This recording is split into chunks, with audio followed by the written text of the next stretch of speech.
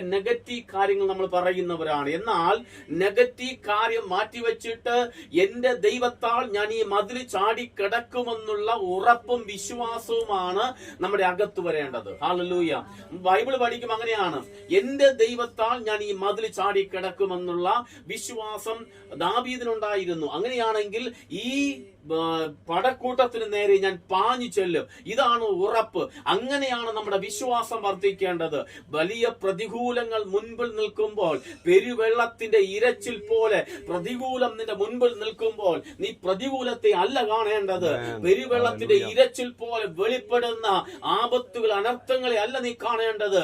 അതിന്റെ മാധ്യത്തിൽ ഇറങ്ങി വരുന്ന സ്വർഗീയ രാജാതി രാജാവ് എനിക്ക് പ്രതികൂലമായി നിൽക്കുന്നതിനെ അനുകൂലമാക്കി മാറ്റുന്ന, കൊടുങ്കാറ്റിന്റെ മാധ്യത്തിൽ ഇറങ്ങി വരുന്ന, കടലിന്മേൽ നടന്നു വരുന്ന ഒരു രാജാതി രാജാവായ കർത്താവാണ് എനിക്ക് അനുകൂലമായുള്ളതെന്നുള്ള വിശ്വാസവും പ്രത്യാശയുമാണ് നമ്മുടെ അകത്ത് വെളിപ്പെടേണ്ടത്.